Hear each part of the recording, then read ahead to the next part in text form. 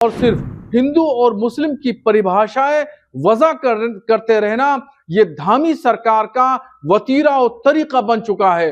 इससे बाज आना होगा। उसमें जितनी भी चीजें हैं अगर देखा जाए तो उसमें से कहीं भी समानता नहीं दिख रही उस कानून में। आप ये देखिए कि उसमें आदिवासियों को उन्होंने अलग कर दिया और जो बहुत सारे लोग थे उनको अलग कर दिया। लोगों ने अपने अपनी मनमर्जी से एक विशेष कानून बना करके उन अधिकारों का हनन किया। एक जो निचले तबके को जो परेशानी हुई और उनके साथ में जुल्म ज्यादतियां हुई, वो अब एक समानता की धारा में आएंगे। उत्तराखंड गवर्नमेंट ने सामान्य नागरिक संहिता के लागू करने का खाका मुकम्मल तरीके से तैयार कर लिया है, मगर उसमें संविधान की जो शर्तें हैं और जो संविधान ने कहा कि राय आमा हमवार की जाएगी और सबकी राय लेने के बाद यूसीसी लागू किया जाएगा। इस पर जो रंजना कमेटी बनाई गई, हाई कोर्ट की रिटायर्ड जज मोहतरमा की निगरानी में ये कमेटी बनी, तो उन्होंने बाज़ाब्ता तौर पर यह ऐलान तो किया कि हम इस तरीके से प्रक्रिया अपना रहे हैं, मगर उन्होंने जितने भी तबकात यानी समुदाय समाज के लोग, मजहब के मानने वाले मुसलमान, सिख, बुद्धिस्ट, जैनी, शेड्यूल कबाइल, ट्राइब्स, इन लोगों से राय मशवरा उन्होंने नहीं लिया और ये यूसीसी यकतरफा लागू किया जा रहा है और इससे कोई विकास होने वाला नहीं है, बल्कि ये समाज को जोड़ने के बजाय समाज को तोड़ने वाला ये यूसीसी बिल है। इस पर गवर्नमेंट को दोबारा पुनर्विचार करना चाहिए, नजरसानी करना चाहिए। संविधान ने यह कहा कि सबकी राय आम्मा ली जाएगी। जब सब लोग सहमत होंगे, सबकी हिमायत होगी, तब कोई बिल लागू किया जाएगा, मगर इस उसूल को नहीं अपनाया गया और यकतरफा मनमाने तरीके से ये कानून लागू किया जा रहा है।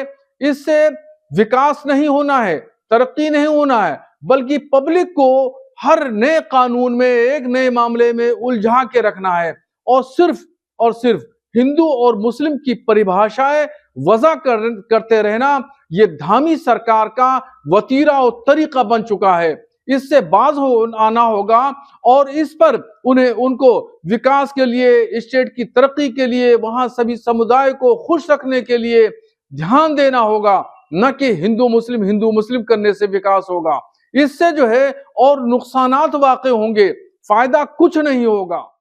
देखिए, उत्तराखंड सरकार ने जो कॉमन सिविल कोड बिल को मंजूरी दे दी है और ये अब लागू हो जाएगा उत्तराखंड में, तो इसके लिए उत्तराखंड सरकार का बहुत बहुत आभार है, बधाई है। क्योंकि देखिए, जिस तरह से लोगों ने अपने अपनी मनमर्जी से एक विशेष कानून बना करके उन अधिकारों का हनन किया। एक जो निचले तबके को जो परेशानी हुई और उनके साथ में जुल्म ज्यादतियां हुई, वो अब एक समानता की धारा में आएंगे और उन्हें इंसाफ मिलेगा। इस बिल का खैर मकदम किया जाता है। ये तो बहुत पहले से ही होने की ज़रूरत थी और पूरे देश में होना चाहिए और जल्द से जल्द होना चाहिए। यूसीसी की बात धामी सरकार ने की और उसको जो फॉर्मेट दिया है और जो पास करने के बाद, इम्प्लीमेंट करने के बाद धामी सरकार कर रही है, मैं समझता हूँ कि उसमें जितनी भी चीज़ें हैं अगर देखा जाए तो उसमें से कहीं भी समानता नहीं दिख रही उस कानून में। आप ये देखिए कि उसमें आदिवासियों को उन्होंने अलग कर दिया और जो बहुत सारे लोग थे उनको अलग कर दिया। लेकिन जो कम्युनिटी, आप देखिए कि तलाक की बात, निकाह की बात, विरासत की बात, बच्चे की गोद लेने की बात कही गई है, लेकिन जो कि वहाँ मुसलमान भी रहते हैं और इद्दत ख़त्म करने की बात कह दी गई, तो इस्लाम में इद्दत पाई जाती है।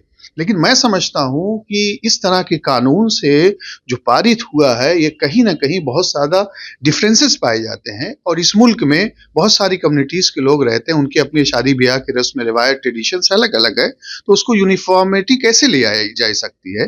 लिहाजा लॉ कमीशन का इंतज़ार करना चाहिए। लॉ कमीशन ने बहुत सारी चीज़ों से लोगों को माना, रिपोर्ट मांगी कि क्या होना चाहिए, लेकिन लॉ कमीशन ने अभी तक कोई बात कही नहीं है। लिहाजा लॉ कमीशन का इंतज़ार करे धामी सरकार।